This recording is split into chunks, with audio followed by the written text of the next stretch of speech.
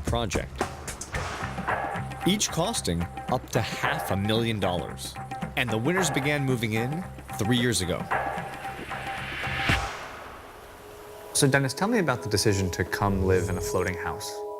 Yeah, it's really beautiful because it gives a sense of freedom. And how does your son enjoy living here? He likes it very much. He always wants to swim here, but this moment is a bit cold. Are you able to, when the weather's warm, just open your door and jump in the water? Yeah. Architects see these first 150 floating homes as a launching point for larger communities, larger buildings, even skyscrapers. So is it your sense that these pioneers here are catalysts for large-scale change? Yeah, I believe so. Now we come to the next step, in which you say a floating house is the same as a normal house, it only has a floating foundation. And if you look upon it like that way, then you also can look about floating apartment buildings, and floating parks, and floating green, floating agriculture, all functions that can be done on water. So as you look at this area, you don't see a one-time experiment. You don't see a kind of small community village. I see a small community, but it's just a first step. While Aldous and his team have designs for structures as tall as 25 stories, the size of floating buildings in Amsterdam is limited not by their height, but instead by their width, dictated by the very system keeping the city dry, the over 50 miles of canals and 20 locks. The homes have to travel 30 miles from the factory, across a lake, through 4 miles of canals, and 2 sets of locks, just to get to Iberg. Designing houses thin enough to fit through 20-foot wide locks solves one challenge, but also creates another. The typical dimensions of the Iberg houses, 15 feet wide and 27 feet tall, which means this thing is basically twice as tall as it is wide. The problem is, being this thin means the entire structure will tend to sway and bob given the movement of the water. Engineers designed the structures in 2 sections, individually able to fit through the locks. But when attached, the size of the base doubles, making a single building 10 times more stable. Until they're attached, the 2 halves are susceptible to tipping. So workers have to be extremely careful when floating the sections for the first time, starting when they flood the dry dock with 12,000 gallons of water. So in order to raise the water level in the wet dock, we've taken a pipe, put it outside the canal, brought that pipe in, and right now this thing is flooding the wet dock, and slowly but surely each of these houses are going to start rising. Once the house begins to rise, crews lift the steel gate, dividing the wet dock from the dry dock. Now, had you been curious that we're in fact in Holland on a Dutch construction site, just to kind of put that in perspective, that guy's wearing wooden shoes. After an hour of filling the dry dock, crews are now ready to move the 140-ton house into the wet dock by attaching it to a tugboat. We're gonna hop in a boat, connect it, and literally drag the house right out. Peter, you ready?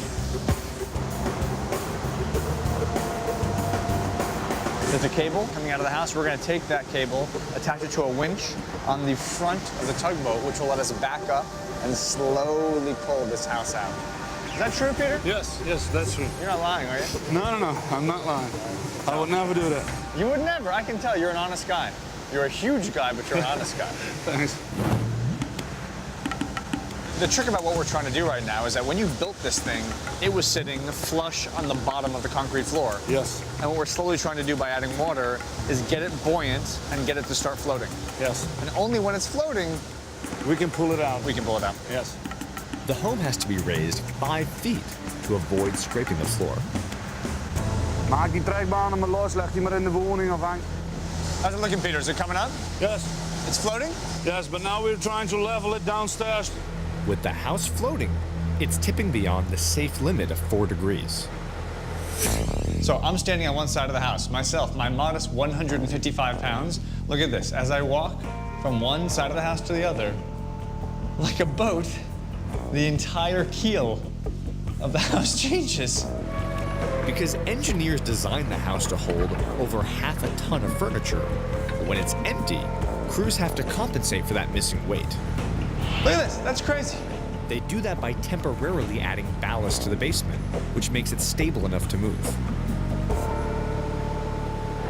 So a really fascinating side of this project is that now that we have the house floating, the issue is it's not level. For example, the bathrooms are on that side of the house, which means the house tends to tilt that way. So in order to countermand that, we have these, a series of ballast tanks, essentially big rubber containers full of water that put weight on this side of the house. So while the house naturally pitches this way, with these ballast tanks, we level the house out and are able to go out into the dock. Using 10 400-pound barrels, the crew levels the home just enough to move it to the wet dock. Peter, Yes? give it some gas, baby. Okay. Here we go, moving a house. That is just a bizarre sight. It's a house, it's a floating house, Peter. Floating house. Nice driving, Peter. Floating 5 feet above the floor, the house is docked, and the crew starts the prep work for its 8-hour journey to Amsterdam. Coming in. And we have parked. Coming up, Amsterdam's largest new community comes into focus 10 feet below, near freezing water. But first, what is the largest man-made island in the world? The answer after the break.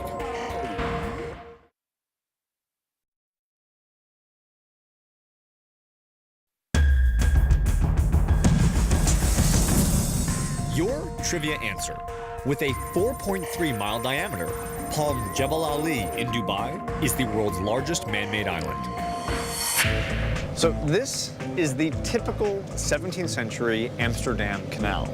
You have a body of water in the middle of the street, you have a houseboat on either side, and then behind them, you have a series of thin, tall, tight row houses, one side by side the other. Designers of Amsterdam's Eiberg expansion project are attempting to recreate the feeling of a dense Dutch neighborhood, but on man-made islands in the middle of a lake. I think one of the first things you notice when you drive through Eiberg is that it looks wildly different from Amsterdam, but at the same time incredibly similar. They have the same tall, skinny row houses, really amazing sense of density, but the houses look incredibly unique one to the next.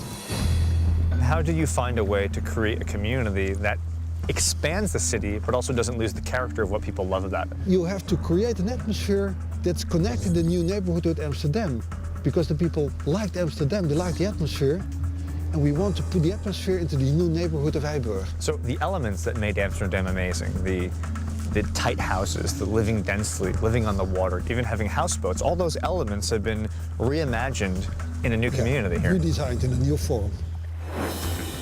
Crews just finished building Eiberg's newest 300-acre island, the future site for a community of 3,000 new row houses. But the soil is currently too soft to support the thousands of tons of houses and roads.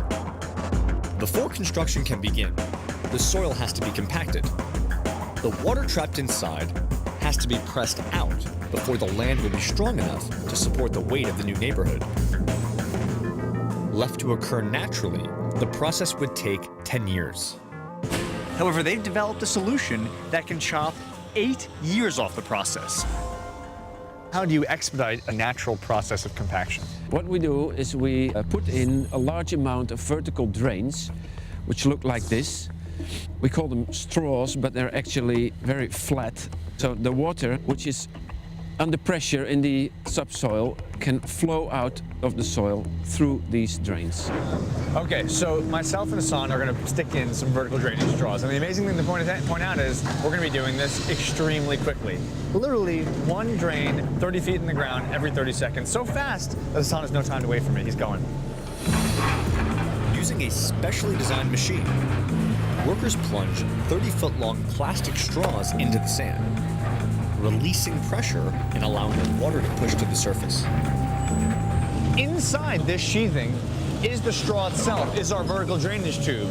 So as soon as this hits its maximum depth, as we remove the sheathing, what we leave in our place is the actual straw in the hole. workers were installing 500,000 straws into each island. It's very meditative. It's a very kind of relaxing construction. Sort of like a Japanese Zen garden, you know, just like inserting your straws, putting them in the right pattern, and then cutting them. To finish on time, they have to insert 10,000 every day. Now, the process might seem a bit repetitive, right? Putting in hundreds of thousands of straws, but their impact is unmistakable. This entire newly created island will take 10 years to sink otherwise, but thanks to these thin little paper straws, it'll happen in just 2. While it takes 3 years to create islands and then build homes, the floating homes can be built and installed in just 4 months. But unlike the land-based homes, they face a challenge unique to building on water. There's a lot of scuba diving equipment around here, Yes. so we're gonna jump in the water. Yeah. But it's very cold water. Yeah. The ice just disappeared 1 week. Yeah, it's winter time. Yeah. So our job today, we have to make them one, bolt it together, Bolted together. make sure it doesn't float away. Yeah, and that there is no friction in between because, and that's for the 4 points. That's the reason we have to do it underwater to avoid the friction between the houses. Situated side by side, water constantly pushes on the homes with 1,000 pounds of force, causing the two halves to move independently. Over time, it can damage the hull and the home. So to prevent them from rubbing, engineers leave a 1-inch gap between the halves, affixing them in 3 places with steel plates, on the top, middle, and underneath, creating a structure that pushes against the water as a solid, single unit. Today, the team is attempting to make the most difficult connection located 6 feet underwater. Like, not even kidding right now, I'm in Amsterdam today. It's 39 degrees. Who am I going down with? Are you coming down with me, my friend Joost? I'm the supervisor and I like to stay warm. See, look at but, that. I'm the supervisor. Why would I go in that water? This is a bad idea.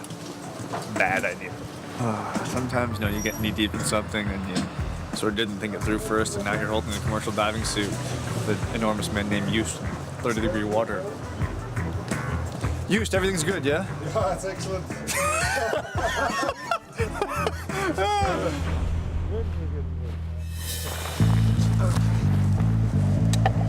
You happy? I'm okay.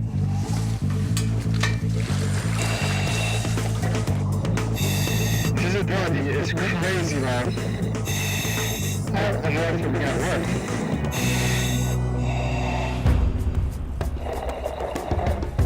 To eliminate friction between the homes, we're now connecting a steel plate to both hulls with 3 bolts on either side. We have the plate here. Screw that bolt now. There you go. And we're gonna The team on the surface acts as a second pair of eyes, making sure the installation is done correctly. Okay, I got a wrench. I got a bolt. I got a drain. Wearing 50 pounds of gear in near freezing water makes even the easiest task of turning a bolt a challenge. It's so hard to keep your balance. Okay? Yeah, it's okay. Okay, with this last one, we are going to lock this into position. And look at this. As you can see right here, this steel bolt with 3 bolts on one side and 3 bolts on the other is now on the 2 buildings, and the 2 buildings are sealed as one solid homogeneous floating object.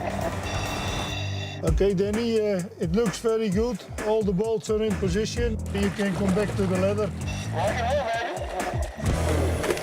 Okay? You okay? Good job. That was totally amazing. That was absolutely incredible. Amsterdam in winter. Amsterdam in winter. That was amazing. Coming up, hitting rough water Oh my gosh. on one of Amsterdam's most expensive floating homes.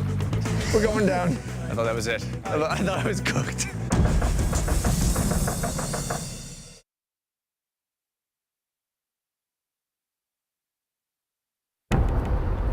In all of Amsterdam, there are only 8 buildings taller than 25 stories. That's because the bedrock needed to support tall buildings is nearly a mile below soft ground. So every single building and home needs piles driven as deep as 70 feet under the earth to keep structures standing. The strange thing about Amsterdam is it's completely built on piles. If you go to the center of Amsterdam, there's this big palace. Underneath that palace, the palace is 50 by 50 meters, are 13,659 piles of wood to keep one building up. That's the most dense forest of Holland is underneath that building. A typical Amsterdam home sits on 50 piles, but the floating homes of Eiburg use no piles at all. Just 2 steel mooring poles drilled 20 feet into the lake bed. But unlike their land-building counterparts, engineers of floating homes face a specific challenge: seasickness. You actually do you end up feeling the water? Does the house rock every now and again, given the wind? When the wind is very hot, you can feel it. Yeah, then the house is quite moving. After years at sea, sailors can sleep on ships that pitch and roll up to 20 degrees. But homeowners and their guests would get nauseous in the same conditions. So to combat this, engineers develop an innovative mooring solution that limits the pitch and roll to less than a degree. Typically, a boat is moored by tying it to the dock in 2 places on the same side. But this generates a sway that is nearly twice the tolerated level. The solution? Moor the homes using 2 10-foot poles, one in the front and the other diagonally in the back. This specific configuration secures the home by preventing it from rocking side to side. Today, crews are mooring one of the 150 homes. All right, boys, I'm Danny. Hello, Marcel. Marcel? Raymond. Raymond. Yes. For the mooring to effectively stabilize the house, it has to be tightly attached to the pole. This is done by using 2 50-pound steel brackets. So guys, this is essentially the steel U-shaped bracket that you'll put around the mooring and then bolt to the house. Yeah. This is how we're gonna basically connect the house to the mooring. All right. Squeezing 20 homes along a 300-foot-long dock Marcel with the reinforcements, good. limits the workspace for the crew to just a few feet, requiring a one-of-a-kind solution. Wait a minute, is this seriously like our work platform? Yes. Oh my gosh. You're sinking. Come to me, Raymond. Come, Raymond. You know when you've done like a lot of absurd things on different buildings and skyscrapers and tunnels, but this